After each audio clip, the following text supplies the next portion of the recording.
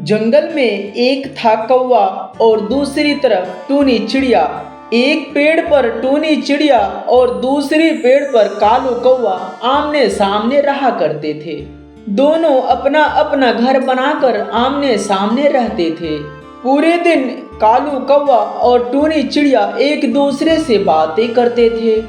वे दोनों मिलजुल कर रहा करते थे, लेकिन टूनी चिड़िया बहुत ही समझदार थी। दूसरी तरफ कालू कौवा कामचोर और बहुत ही आलसी था, जो दिन भर अपने घोंसले में सोया रहता था। एक दिन ऐसे ही आकाश में काले काले बादल छा जाते हैं। तभी आकाश में बादल को देखकर टूनी चिड़िया बोलती है, अगर बारिश शुरू हो गई तो हमें हर दिन गिन गिन कर दाना खाना होगा। टूनी चिड़िया घबराई हुई कालू कौवा के पास चल पड़ती है। चलो कौवा भाई, हम अपने लिए खाना लेकर आते हैं और जब बारिश शुरू हो जाएंगे तब हम खाना थोड़ा थोड़ा करके खाएंगे, आधा तुम्हारा और आधा हमारा। टूनी चिड़िया की बात सुनकर कालू कौवा कहता है, टूनी चिड़िया तुम जाओ, मैं आता हूँ। मैं ताजी रोटी और ठंडा ठंडा पानी पीकर आता हूँ। तुम जाओ, मैं आता हूँ। कालू कौवा की बात सुनकर टूनी चिड़िया समझ गई कि वो नहीं आने वाला है। टूनी चिड़िया पूरी जंगल में घूम घूम कर अपने लिए खाना ले आती है और ऐसे ही टूनी चिड़िया कुछ देर में खाना लेकर घर पहुंच जाती है। टूनी चिड़िया खाना अपने घर में रखकर कालू कौवा के पास जाती है। कौवा भैया, खाना लेकर आ जाओ, नहीं तो बारिश शुरू होने वाली है।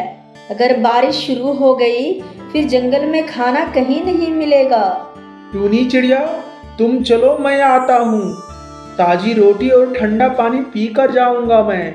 फिर टूनी चिड़िया वहां से अपने घर की तरफ रवाना हो जाती है। टूनी चिड़िया घर पहुंच जाती है, तभी बारिश शुरू हो जाती है।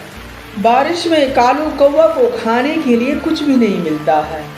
तभी कालू कौवा टूनी चिड़िया के पास चला जाता है।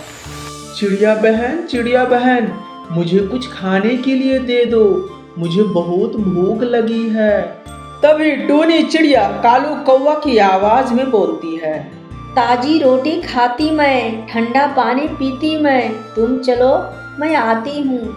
यह सुनकर कालू कौवा शर्मिंदा होकर वहां से चला जाता है और अपने आलसीपन पर पछताने लगता है।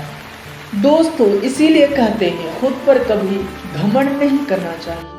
सुंदरबन जंगल में कालू कौवा अपने परिवार के साथ रहता था। उनके परिवार में कालू कौवा और गोरी पत्नी और उनका एक बेटा जग्गू रहता था। कालू कौवा इंस्पेक्टर था। जंगल के सभी पक्षी कालू कौवा को जानता था। कालू कौवा का परिवार खुशी से जंगल में अपना जिंदगी व्यतीत करता था। एक दिन की बात है, गोरी कौवी अपने पति कालू कौवा से कहता है, कालू जी, अब तो हमारे बेटा जग्गू बड़ा हो गया है, क्यों ना किसी सुंदर सी कौवे ढूंढ लेते हैं, क्योंकि हमसे घर का काम भी नहीं होता। अब मैं थक चुकी हूँ काम करते करते। अब तो मैं ये चाहती हूँ कि जल्दी से जल्दी मेरे घर में एक बहू आ जाए और घर का सारा काम संभाल ले, और तब मुझे आराम मिल जाएगा। गोरी, मेरा बेटा आईएएस ऑफिसर का तैयारी कर रहा है। वो कोई आम पक्षी थोड़ी ना है कि उसकी शादी किसी भी कौवे से करा दूं।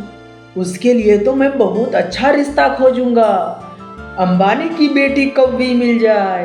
कालू जी, आप कहे तो मैं अपने मायके वालों से बात करूं। वहाँ भी बहुत अमीर अमीर पंछी रहते हैं और उनकी जान पहचान बड़े बड़े पंछी और कौवे से हैं, जो अंबानी की बेटी कौवे से भी